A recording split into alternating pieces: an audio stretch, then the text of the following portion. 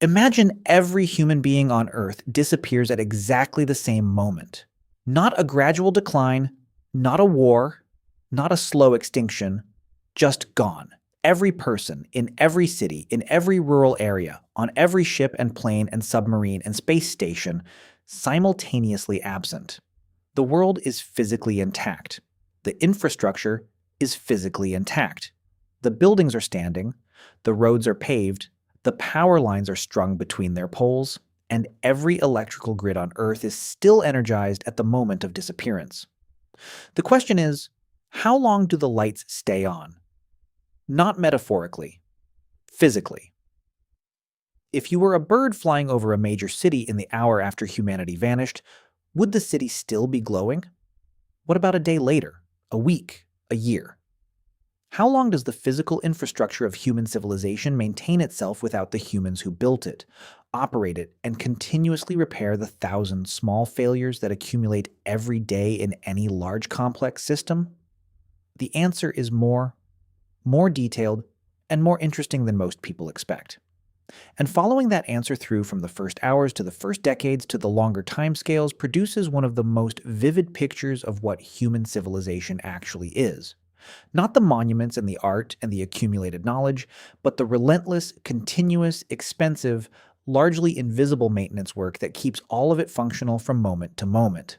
Without the maintenance, the lights go out faster than you think. Start in the first hour, because the first hour is when the most immediate failures occur. Power grids are not stable passive systems that continue running indefinitely once established. They are actively managed, continuously monitored, perpetually balanced systems that require constant human intervention to maintain the equilibrium between generation and consumption that keeps the grid frequency stable and the voltage within the narrow range that electrical equipment requires. The physics of alternating current power grids require that electricity generation and electricity consumption remain almost perfectly matched at every moment. When consumption exceeds generation, grid frequency drops. When generation exceeds consumption, frequency rises. Keeping frequency within the narrow band that grid-connected equipment requires, within approximately 0.5 Hz of the nominal 50 or 60 Hz depending on the country, requires continuous active management of generation output across hundreds or thousands of power plants simultaneously. This management is performed by grid operators, people sitting at control centers monitoring real-time data from the grid and making continuous adjustments to generation dispatch, load distribution, and interconnection flows between different parts of the grid. When they vanish, the active management of the grid vanishes with them. The first failures would come from the vulnerabilities that grid operators normally manage around the clock. Power plants that require operator attention for control functions would begin experiencing unmanaged condition changes within minutes. Some plants have automated safety systems that would shut the plant down automatically when parameters go out of range: temperature exceedances, pressure limits, vibration thresholds.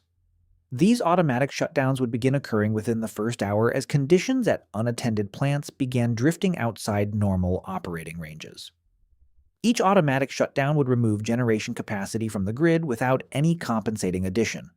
Grid frequency would begin to decline. More automated protective devices would detect the frequency deviation and disconnect their sections from the grid to protect equipment, a cascading process of automatic disconnections that would, within hours, propagate across entire regional grids in a process similar to the cascade failures responsible for historical large-scale blackouts. The northeastern United States and Canadian blackout of 2003, which affected approximately 55 million people, was triggered by a relatively small initial failure and spread to cover an enormous area within hours through exactly this cascade process. And that blackout occurred in a grid that still had thousands of active human operators trying to arrest the cascade. Without any human intervention at all, the cascade would proceed unimpeded. Most of the world's electrical grids would be dark within 24 hours of human disappearance. Some smaller, simpler, heavily automated grids might last somewhat longer. None would survive more than a few days without human management. The lights would go out very quickly. Within a day, the cities would be dark. Now address what happens to nuclear power plants, because they are the infrastructure element that most people worry about in post-human scenarios, and the reality is both more reassuring and more nuanced than either extreme. Nuclear power plants cannot simply run forever unattended, and they cannot simply be left without any management when the grid they feed collapses. The sequence of events at an unattended nuclear plant after grid collapse follows a timeline driven by the plant's safety systems. When a nuclear power plant loses its connection to the external grid, either because the grid has collapsed or because the plant itself shuts down, it enters a state that requires active cooling of the reactor core. Even after a reactor is shut down, it continues generating significant heat from the radioactive decay of fission products within the fuel. This decay heat is substantial immediately after shutdown, approximately 7% of the reactor's operational power level in the first second after shutdown, declining to approximately 1% after an hour, and continuing at lower levels for days, weeks, and months afterward. If this decay heat is not removed, it builds up in the fuel until temperatures reach levels that damage the fuel cladding, release radioactive material, and, in extreme cases, produce the kind of core damage observed in reactor accidents. This is exactly the failure sequence that occurred at Fukushima Daiichi in 2011, where loss of cooling following a natural disaster produced fuel damage despite the reactor having successfully shut down automatically at the moment of the earthquake. The cooling systems of nuclear power plants are powered by electricity. Electricity normally provided by the plant's own generators, by the external grid, or by emergency backup diesel generators.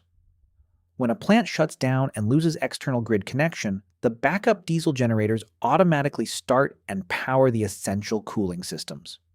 These generators have fuel supplies designed to last approximately 7 to 30 days at most plants.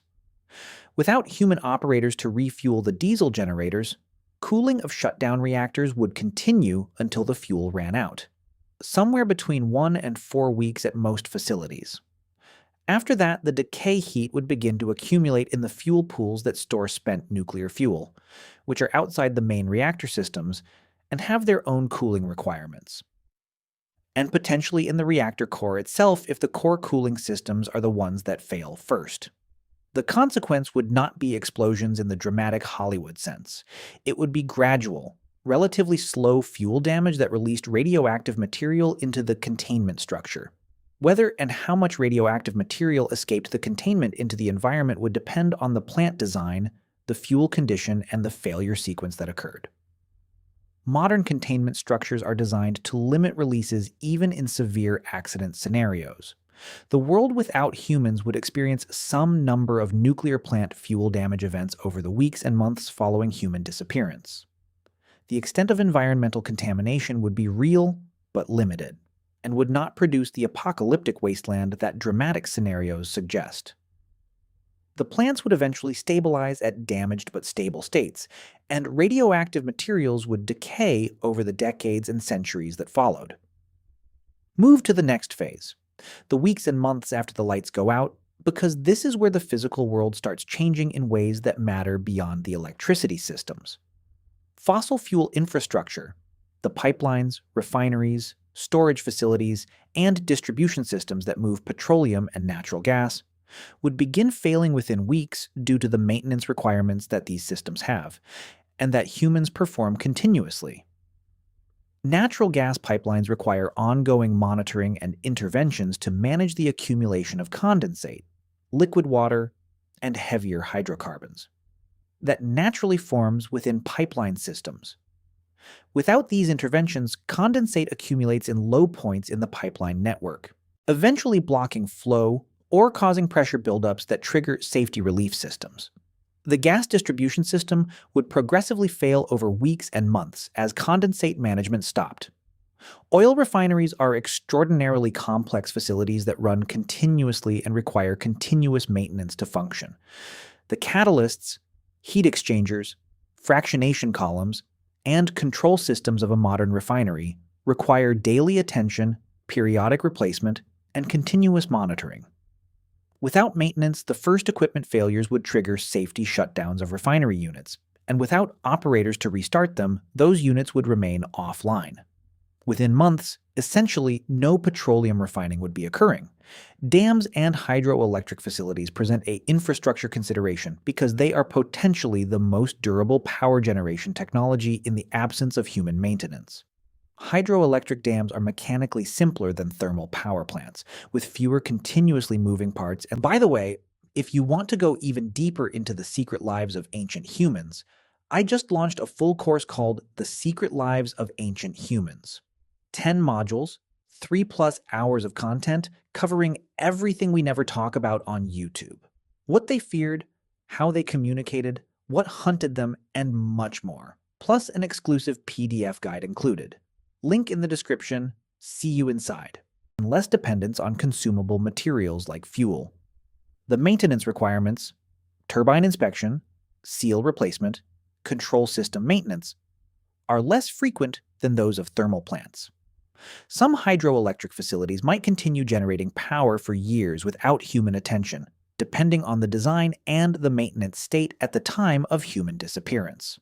The power would be useless without a functional grid to carry it to consumers, but the physical generation would continue. Eventually, however, the automated control systems that manage dam gate operations, water level management, and turbine control would begin failing as electronic components reached the end of their service lives, without replacement, or as software systems requiring updates encountered conditions outside their programmed parameters. Within decades, most hydroelectric infrastructure would be non-functional due to accumulated equipment failures. Address the timeline of building and structural infrastructure. Because the physical environment that humans built would not simply stand forever waiting for our return. The timeline of structural degradation varies enormously by construction material, local climate, and the deterioration pathways that begin operating immediately when maintenance stops. Wooden structures would be the first to fail significantly. Without maintenance, gutter clearing, roof inspection, weatherproofing reapplication, foundation drainage management, wooden structures in temperate climates would begin significant structural compromise within 5 to 10 years. Water-penetrating, deteriorating roofs would accelerate rot in structural members. The freeze-thaw cycles of temperate winters would accelerate joint failures. Within 50 years, most unmanaged wooden structures would be structurally compromised. Within a century, they would be largely collapsed. Concrete and steel structures would last longer, but would not last indefinitely. The failure mechanism for reinforced concrete is corrosion of the steel reinforcement within the concrete. When concrete cracks, which it does continuously under thermal expansion and contraction cycles, water enters and reaches the reinforcement steel, initiating corrosion that progressively expands and eventually spalls the concrete covering, accelerating further corrosion. Without maintenance to seal cracks and repair spalled concrete, this process would progressively weaken reinforced concrete structures over decades to centuries. Steel structures without protective coatings would rust. The rate of structural steel rusting in outdoor exposure depends on climate. Faster in humid, salty coastal environments, slower in dry continental conditions, but would produce significant structural compromise within decades and complete structural failure within centuries. The infrastructure collapse timeline for different types of structures in different climates spans a wide range, but the general picture is consistent. Most human-built structures in most climates would be unrecognizable within a few centuries and completely absorbed into the natural landscape within a few thousand years. From the geological perspective, human civilization would be a thin layer of altered sediment, unusual isotope ratios, and scattered durable materials, a geological marker that future geologists might call the Anthropocene boundary, but not a permanent physical monument to human achievement. Consider what would outlast everything else, because some human-made objects are more durable than any building. Stone monuments, the pyramids, the carved rock faces, the stone circles, would persist for thousands to tens of thousands of years in dry climates. Not forever, but long enough that the geological processes of weathering and erosion would be the primary mechanism of their eventual dissolution rather than biological decay or structural failure. Nuclear waste storage facilities represent a durability challenge. The radioactive materials contained in them would remain hazardous for thousands to tens of thousands of years, far longer than the structures containing them could maintain their integrity without active maintenance. The long-term fate of these repositories without human management is a genuine concern that nuclear waste management specialists have spent considerable effort analyzing, and the engineering challenges of designing storage that is safe without any active human management for thousands of years remains unresolved. Ceramics and glass are among the most durable human-made materials under burial conditions. The same properties that allow archaeologists to find ancient pottery at sites thousands of years old would allow future entities to find modern glass and ceramics at our sites tens of thousands of years hence. The content of the glass, wine bottles, laboratory equipment, electronic components, would be long gone, but the glass itself would persist. The signals we have transmitted into space, radio, television, and other electromagnetic signals that have been radiating outward from Earth for approximately a century would continue traveling outward at the speed of light regardless of what happened to the civilization that produced them. A century's worth of human broadcasting would reach stars within 100 light-years of Earth as a sphere of fading, increasingly dispersed signals that future radio astronomers in other star systems might or might not be able to detect and interpret. Address what would flourish in the absence of human management, because the story is not only about what fails. Many ecosystems that have been degraded by human activity would begin recovering remarkably quickly.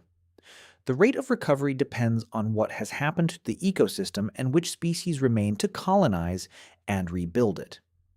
Agricultural fields abandoned without maintenance would be colonized by pioneer plant species within months. Within years, shrubby vegetation would establish. Within decades, depending on the climate and the proximity of seed sources, forest cover would begin returning in regions with historical tree cover. The ecological succession from agricultural field to mature forest takes different timescales in different climates. Faster in tropical regions, slower in boreal ones. But the direction is consistent. Without human intervention, most land cleared for agriculture would eventually return to something resembling the pre-agricultural vegetation community. Urban environments would begin their ecological transition within the first year as pioneer plant species colonize cracks in pavement, gutters fill with debris, and the mosaic of microclimates within urban areas provides niches for plants adapted to disturbed environments. The vegetation would be initially dominated by weedy species, the opportunistic plants that specialize in colonizing disturbed areas. Over decades, more competitive species would replace them, and over centuries the urban landscape would be transformed by the same succession process operating in agricultural areas. Wildlife populations suppressed by hunting pressure, habitat destruction, or competitive exclusion from human-modified environments would begin recovering. Some species whose populations have been dramatically reduced, large predators like wolves and big cats that were eliminated from large parts of their historical range by human persecution, would expand into territories from which they had been absent for generations. Ocean ecosystems would respond rapidly to the cessation of industrial fishing. Fish populations suppressed below their ecological equilibrium by sustained overfishing would begin recovering within years. The recovery rate would depend on the species. Fast-growing, fast-reproducing fish like sardines and anchovies would recover within years, while slow-growing, late-maturing species like some shark species might require decades. But the direction would be consistent across ecosystems. The ocean without humans would be productively recovering. Consider the very long timeline, because the most interesting part of this thought experiment is what happens not in years or centuries, but in geological time. The carbon dioxide that industrial civilization has added to the atmosphere, the greenhouse gas accumulation driving current climate change, would not disappear immediately when humans did. Atmospheric carbon dioxide has a complex removal timeline involving the biological uptake of photosynthesis, the dissolution into ocean water, and the longer-term geological processes of carbonate formation and rock weathering. The component that persists longest, the long tail of climate effects from CO2 emissions, lasts for tens of thousands of years. This means that the climate effects of human industrial activity would persist for geological timescales even after the humans causing them had vanished. The temperature elevation, the altered precipitation patterns, the ecological consequences of a warmer world, these would persist and evolve for thousands of years, gradually diminishing as natural carbon cycling processes removed the excess CO2 from the atmosphere. The Ice Age cycle that Earth has been following for millions of years, the alternating periods of glaciation and interglacial warmth driven by the orbital mechanics of Earth's path around the Sun, would eventually reassert itself. Without human greenhouse gas emissions, the next glaciation would occur roughly 50,000 years from now based on current orbital parameters. With the CO2 that human civilization has already added, that next glaciation might be delayed or moderated. The long-term climate trajectory of a post-human Earth depends on the cumulative greenhouse gas legacy of human civilization. On the timescale of millions of years, tectonic processes would continue reshaping the landscape. The mountain ranges and ocean basins of the current world would gradually transform. The continents would continue their movement. Volcanic activity would continue reshaping regions. The geological processes that have been operating for 4 billion years of Earth history are completely indifferent to the presence or absence of any particular species, and they would continue their work exactly as they had before and during the human epoch. Here is the full picture of how long Earth's lights stay on without us. The electrical lights go out within hours to days, as automated safety systems shut down unmanaged power plants and the cascade failures of unmanaged grids propagate across continents. The last automatic lights, emergency systems with battery backup perhaps, would fail within days to weeks. The physical infrastructure of civilization would deteriorate over decades and centuries, with different materials and structures following their deterioration timelines. Within 1,000 years, the physical evidence of human civilization would be fragmentary. Within 10,000 years, it would be largely buried or collapsed. Within 1,000,000 years, a geological eye blink, the surface evidence would be minimal, preserved primarily in the stratigraphic record as a distinct layer of altered chemistry and unusual materials. The ecological world would recover across timescales of decades to centuries, with different ecosystems recovering at different rates depending on what had been done to them and what species remained to rebuild them. The biological legacy of human-driven extinctions, the species that were permanently removed from the biosphere during the human epoch, would persist as permanent absences in the ecological community of the recovering world.